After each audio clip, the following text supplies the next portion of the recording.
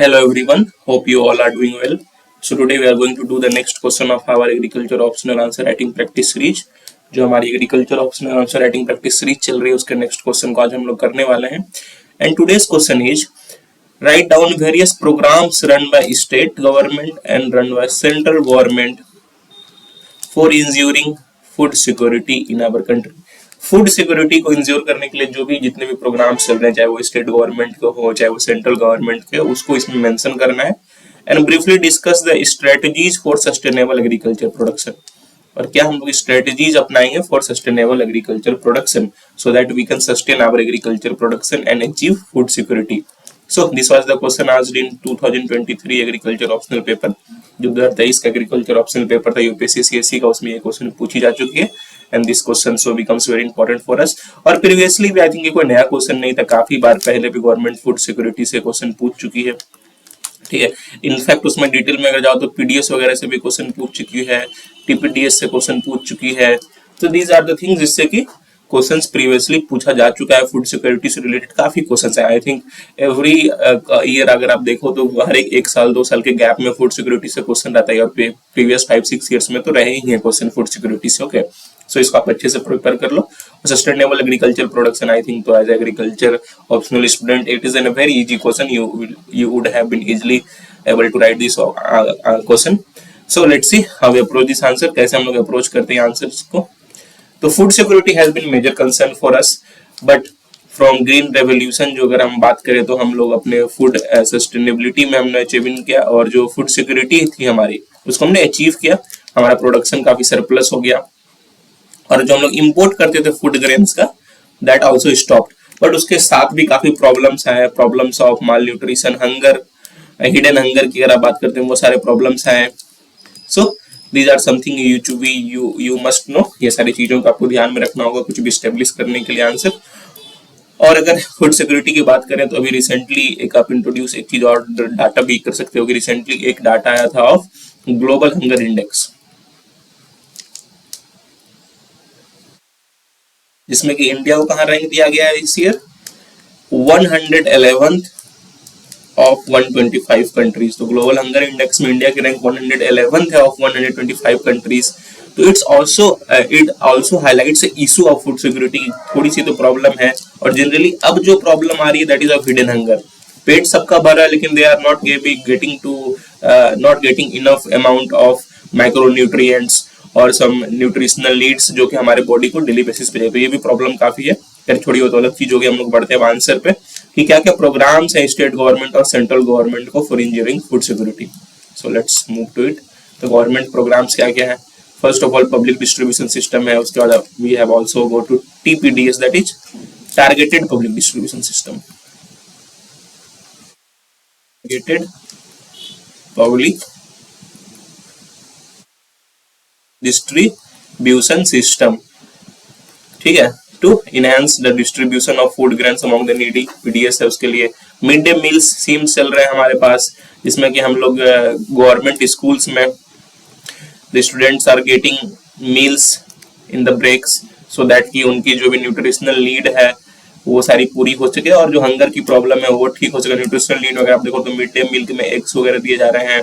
अब अब आ रहा है कि शायद ब्रेकफास्ट भी काफी स्टेट्स कोशिश कर रही है कि जैसे मिड डे मील है तो उसी तरह ब्रेकफास्ट स्कीम्स लाएं, जिसमें कि हम लोग ब्रेकफास्ट में ही फ्रूट्स वगैरह हो गया, ग्राम हो गया, चना वगैरह सब हो गया, ड्राई फ्रूट्स हो गया, ये सब स्टूडेंट्स को खिला पाए. तमिलनाडु में कुछ बात चल रही थी, I am not currently aware of it, but हाँ आप इसको भी मेंशन कर सकते हो इसमें.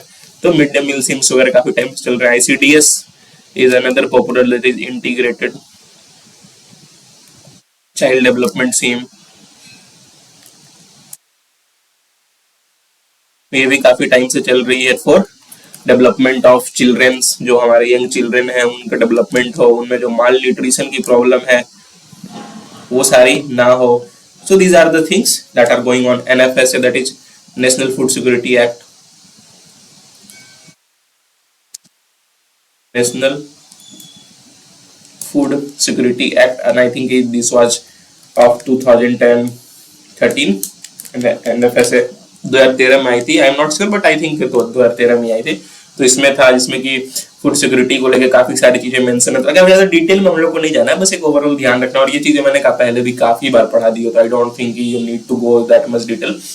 मैंने अपने क्लासेस में भी ये कराया हुआ है, और पहले भी आई थिंक आंसर्स राइटिंग में ये सारी चीजें मैंने कराई हुई है। अगर आप आंसर राइटिंग करते हो तो you will be knowing this things in very detail. There is Antyodaya Anna Yojana है हमारे पास, जिसमें कि 35 kg of food grains per family वगैरह को देना है, 5 kg पर हेड ऐसा करके कुछ है। इसमें भी स्कीम्स है at a very discounted price, जैसे 2 रुपीज 3 रुपीज की प्राइस पर केजी के हिसाब से दी जाती है। So these are the some of the government programs जो मैंने मेंशन किए, 5 मैंने मेंशन किए, काफी हैं। वी हैव रिसेंटली पोषण अभियान भी है जो कि न्यूट्रिशन पे काफी ये कर रहा है। स्टेट्स में काफी प्रोग्राम है, जो क्वेश्चन में स्टेट्स मेंशन है, तो आप चाहो तो अगर आपकी स्टेट्स की कुछ प्रोग्राम चल रही है, it is a kind of homework, आप मेंशन करो कि कुछ स्टेट्स में क्या क्या प्रोग्राम चल रही है। 2-3 प्रोग्राम को भी आप मेंशन कर सकते हो। I think 5-6 programs are more than enough. अगर आप मेंशन कर देते हो अपने आंसर्स में तो you will get good marks. और ये सारे तो कॉमन है, आपको तो मेंशन करनी है जो मैंने बता दिए हैं। Now let's move to the second part of the question, that is strategies for sustainable agriculture production. Sustainable agriculture production के लिए क्या क्या स्ट्रेटेजीज हम अपनाएंगे। तो I think again it is a very easy question, आप सब कर सकते हो एग्रीकल्चर ऑप्शन स्टूडेंट। और मैंने ऐसे क्वेश्चंस काफी करा चुके हैं अपने। अगर आप देख रहे हो आंसर राइटिंग प्रैक्टिस कर रहे हो और आपको लग रहा है कि नहीं मैंने डिटेल में नहीं कराया, तो आप जाओ शुरू से क्वेश्चंस देखो। जितने वीडियोस हैं वो सारे को करो, अब डेली 2-2 करो, 3-3 करके सारे वीडियोस कवर करो। अगर आप वो सारे कवर करोगे तो that will be very important. आप इस तरह से अपने आप को डेवलप कर लोगे, अपने आंसर राइटिंग स्किल्स को, कि you will nicely able to approach your answers and 100% get good marks। तो इसलिए आंसर राइटिंग प्रैक्टिस सीरीज जो करा रहा हूँ मैं बहुत इंपॉर्टेंट है, it is very important for you. ठीक है, तो इसको करते रहो। क्रॉप डाइवर्सिफिकेशन करेंगे। ग्रीन रेवोल्यूशन में क्या हुआ, we generally got shifted to rice, wheat, cereal crops पे चले गए थे।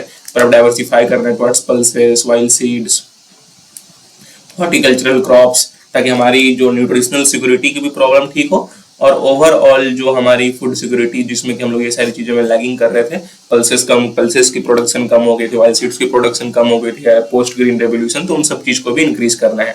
ऑर्गेनिक फार्मिंग को इंक्रीज करना है, सस्टेनेबल फार्मिंग को इंक्रीज करना है, जीरो बजट नेचुरल फार्मिंग को इंक्रीज करना है। So these are the things you should mention in your answer. ये सबको हमें इंकरेज करना है, क्योंकि देखो क्या होता है कि जब आप high amount of fertiliser use करते हो तो वो प्रोडक्शन कुछ टाइम के लिए तो अच्छा देता है, but it is not sustainable. ये सस्टेनेबल नहीं है। इससे हमारे क्या सॉइल प्रॉब्लम्स होती हैं, उसके बाद वाटर प्रॉब्लम्स होती है। यही सब फर्टिलाइजर्स वाटर में लीच करके उनको प्रॉब्लम वहां पे क्रिएट करती हैं। तो these are some of the problems. तो organic farming, sustainable farming, zero budget natural farming, ये सब पे हमें फोकस करना चाहिए। वाटर कंजर्वेशन पे ध्यान देना चाहिए, वाटर मैनेजमेंट पे ध्यान देना चाहिए, अच्छे इरिगेशन प्रैक्टिसेस को अडॉप्ट करना चाहिए। फॉर एग्जांपल ड्रिप इरिगेशन हो गया, ठीक है, इन सब प्रैक्टिसेस को इरिगेट करना चाहिए, because water conservation is need. अगर वाटर नहीं रहोगे तो आप एग्रीकल्चर नहीं कर पाओगे। अभी भी आप डाटा देखो तो more than 80% of ground water in India is used for irrigation, तो इट इज वेरी ह्यूज। तो हमें इसको कम करना है। जो अनऑथेंटिक प्रैक्टिसेस चल रही हैं, जैसे कि जो अनसस्टेनेबल प्रैक्टिसेस चल रही हैं कि हम खेत में ऐसे इरिगेशन कर रहे हैं, वेस्टेज ऑफ वाटर कर रहे हैं, तो दैट शुड बी स्टॉप्ड। ठीक है, we have to focus on IPM, INM, that is integrated pest management, integrated disease management, integrated nutrient management, इन सब पे भी हमें फोकस करना चाहिए। चार सबको आप मेंशन कर देना, कि जिसमें कि बायोलॉजिकल मेथड्स हो गए, सस्टेनेबल मेथड्स हो गए, कल्चरल मेथड्स हो गए, जिससे जो कि सस्टेनेबल मेथड्स हैं, दीज ऑल थिंग उसको लेना है। इंटीग्रेटेड न्यूट्रिएंट मैनेजमेंट, सिर्फ केमिकल फर्टिलाइजर पर फोकस नहीं करना है। In fact we need to phase out chemical fertilisers now slowly. और जो हमारे ऑर्गेनिक फर्टिलाइजर्स हैं, फार्म यार्ड मैन्यूर वगैरह, ये सबको भी उसमें ऐड करना है, ताकि हम लोग इंटीग्रेटेड न्यूट्रिएंट मैनेजमेंट कर पाए और अपने सस्टेनेबिलिटी को इंक्रीज कर पाए। ठीक है, ये सारी चीजों पे आपको ध्यान देना है। तो आई थिंक ये सब 5-6 पॉइंट्स मेंशन कर देना, और जो भी मेंशन करना हो इसमें, तो it is an open question. आप सस्टेनेबल एग्रीकल्चर प्रोडक्शन के लिए काफी सारी चीजें कर सकते हो, जो इंपॉर्टेंट मुझे 4-5 लगे बता दी। और आप जो भी इसमें ऐड करना चाहते हो करो, और let us know by commenting कि आप इसमें क्या क्या ऐड करो। 2 चीज आज आपको कमेंट करके बतानी, एक तो कुछ स्टेट्स की जो पॉलिसीज हैं रिगार्डिंग फूड सिक्योरिटी उसको मेंशन करना है, और इसमें और क्या पॉइंट्स आप ऐड करोगे वो मेंशन करना है। एटलीस्ट 2-3 स्टेट्स की पॉलिसीज और 2-3 इसमें एडिशनल पॉइंट्स, ये एज अ होमवर्क। इससे क्या होगा, आपकी भी थोड़ी क्यूरियोसिटी बढ़ेगी, थोड़ी आप काम करोगे। So that is all for today. I hope you understand everything. So that is all for today. Please do like, please do share, and please do subscribe, like करें, शेयर करें, सब्सक्राइब करें।